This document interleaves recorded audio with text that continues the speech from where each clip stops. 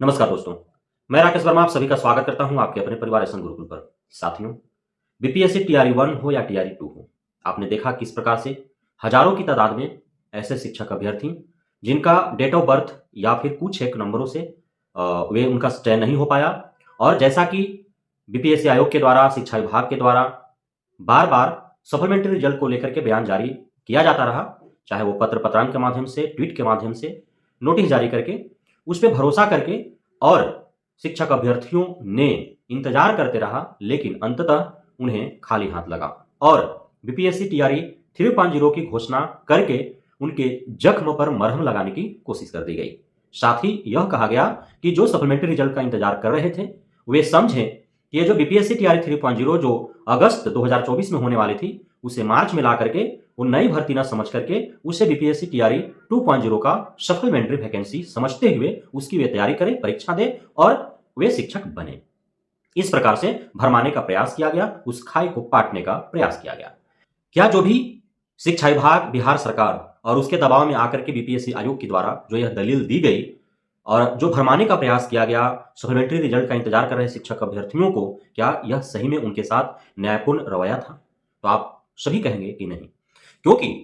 नई भर्ती में नए सिरे से परीक्षा देकर के पास होना और पूर्व की परीक्षा में जो डेट ऑफ बर्थ के कारण या कुछ एक अंकों के कारण जिनका चयन नहीं हो पाया, उनका जो उम्मीद था कि चयन हो जाएगा, दोनों में आसमान जमीन का फर्क है। क्या बीपीएससी टीआरई 1 या टीआरई 2 में जो डेट ऑफ बर्थ के कारण छठे या कुछ एक अंक के कारण उनका चयन नहीं हो पाया, क्या कोई जरूरी है कि उस विशेष अभ्यर्थी का बीपीएससी टीआरई 3.0 भी उतना ही बेहतरीन परीक्षा जाए या उससे अधिक बेहतरीन जाए और वह सफलता हासिल कर ले? कोई जरूरी नहीं है। हो सकता है, क्योंकि कई ऐसे कमेंट्स आए हैं कि एक ही अभ्यर्थी जो डेट ऑफ बर्थ के कारण बीपीएससी टीआरई 1 में भी छठा, डेट ऑफ बर्थ के कारण बीपीएससी टीआरई 2 में भी छठा, 2 अटेम्प्ट उसके चले गए। अब अटेम्प्ट बढ़ाए जाएंगे अथवा नहीं, इसका कोई आधिकारिक सूचना नहीं है। हवा-हवाई बातें हो रही हैं, उम्मीदें भी हैं। मुझे भी उम्मीद है कि अटेम्प्ट बढ़ाए जाएंगे। यदि अटेम्प्ट नहीं बढ़ाए जाते हैं तो हजारों नहीं बल्कि लाखों शिक्षक अभ्यर्थियों का बीएड, डीएलएड, सीटेट, एसटेट का डिग्री रद्दी बन करके वो कूड़े के ढेर में चला जाएगा। जैसे कि बीपीएससी टीआरई 3.0 में उम्र सीमा नहीं बढ़ाए जाने के कारण हजारों नहीं बल्कि लाखों शिक्षक अभ्यर्थी अब अयोग्य करार दिए गए हैं।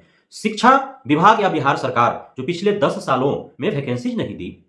अब अचानक वो 6 महीना के अंदर 3-3 वैकेंसी ले रही है और शिक्षा विभाग या बिहार सरकार यह उम्मीद कर रही है कि जो 8 साल, 5 साल, 7 साल, 10 साल से जो बैठे हुए हैं बीएड, डीएलएड, एसटेट, सीटेट करके वो प्रथम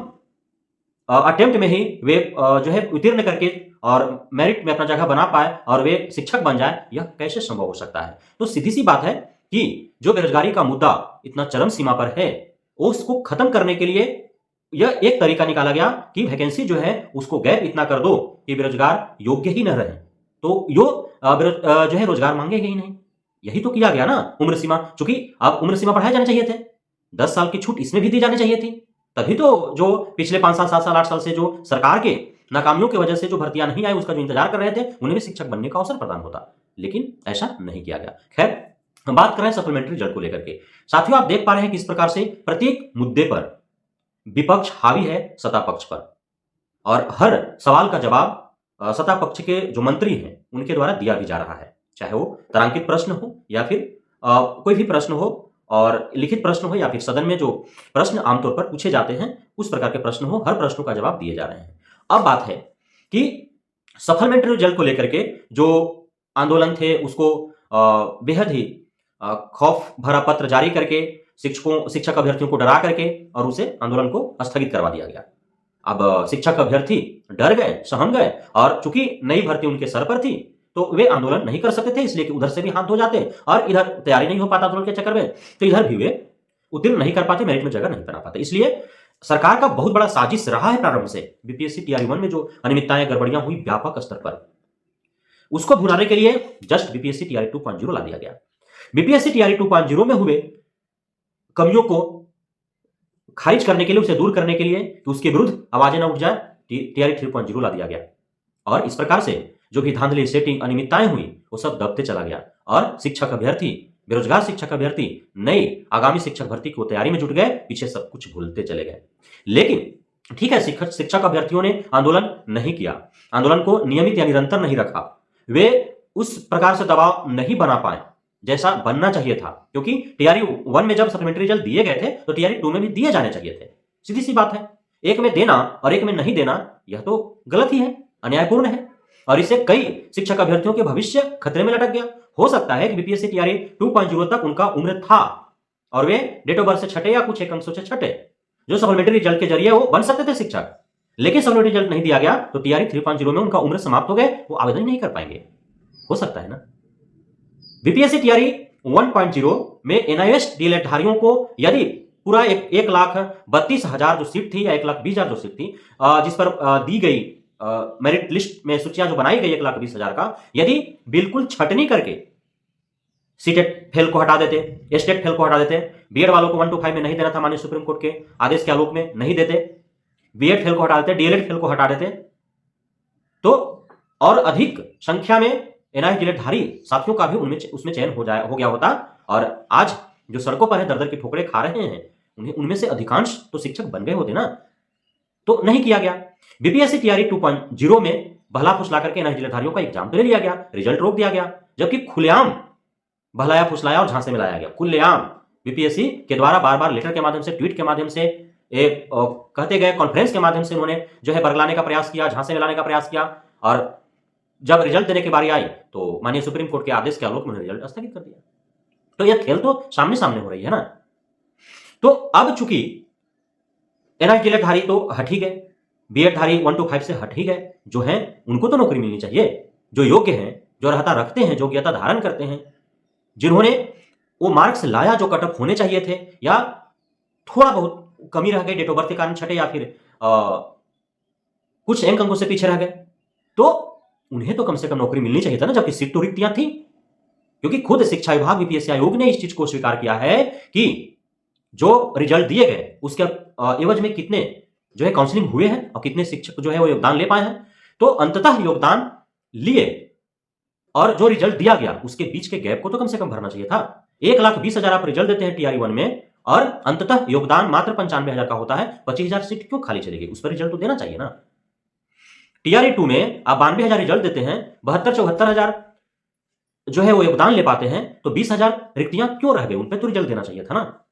तो दोनों मिलाकर के लगभग 50,000 और लोगों को जो है वो शिक्षक बन जाते, उन्हें रोजगार मिल पाता, जो टीआरई 3.0 आगामी शिक्षक भर्ती का इंतजार कर रहे हैं, या फिर टीआरई 1 और टीआरई 2 में जो सम्मिलित हुए उन 50,000 में से हजारों का जो है उम्र समाप्त हो गए, जिसकी वजह से वो अब शिक्षक बनने के योग्य ही नहीं है, तो उन्हें तो रोजगार मिल जाता। तो सप्लीमेंट्री रिजल्ट की आवाज सदन में बुलंदी से उठाने की आवश्यकता है। जो भी माननीय सदन के सदस्य हैं और अधिकांशतः शिक्षक भर्ती से जुड़े हुए जो सवाल हैं और हमेशा से शिक्षक अभ्यर्थियों के साथ, शिक्षकों के साथ खड़े रहने वाले एमएलए संदीप सौरभ जी जो है उठाते रहे हैं, तो यदि मेरा वीडियो उन तक पहुंचे किसी माध्यम से, तो उनसे गुजारिश करूंगा कि चूंकि सदन में वो सदस्य हैं और शिक्षकों के लिए हमेशा वो लड़ते रहे हैं, तो उनके माध्यम से सप्लीमेंट्री रिजल्ट को लेकर के आवाजें बुलंद होनी चाहिए, सरकार से प्रश्न पूछे जाने चाहिए कि आखिर क्यों, कारण तो बताया जाए कि टीआरई 1 में सप्लीमेंट्री रिजल्ट दिए गए मल्टीपल रिजल्ट से उत्पन्न हुए रिक्तियों पर, तो जो 14,000 समथिंग लगभग 15,000 जो मल्टीपल रिजल्ट के कारण उत्पन्न हो रहे थे बीपीएससी टीआरई 2.0 में, कम से कम उन रिक्तियों पर क्यों नहीं सप्लीमेंट्री रिजल्ट दिए गए। हालांकि कायदे से जो भी रिक्तियां उत्पन्न हो रही थी सभी पर रिजल्ट दिए जाने चाहिए थे, तो इसके पीछे का कारण क्या है, लॉजिक क्या है, ये तो कम से कम पूछ सकता है ना आदमी, और सरकार को जवाब तो देने पड़ेंगे कि क्यों, आखिर क्यों एक में दिया एक में नहीं दिया, और क्यों आगे आप ऐलान कर दिए कि कोई भी पूरक रिजल्ट नहीं दिए जाएंगे, जबकि मल्टीपल रिजल्ट दिए जाएंगे और पता है ये तो मल्टीपल रिजल्ट दिए जाएंगे तो उसके वजह से रिक्तियां होंगी, तो उन रिक्तियों पर क्यों नहीं उन लोगों को लाया जाए जो क्वालिफाई कर गए हैं, जो कट ऑफ मार्क्स पर हैं, डेट ऑफ बर्थ के कारण छट गए या फिर जो एक अंक से पीछे रह गए, तो क्या वे अयोग्य हो गए,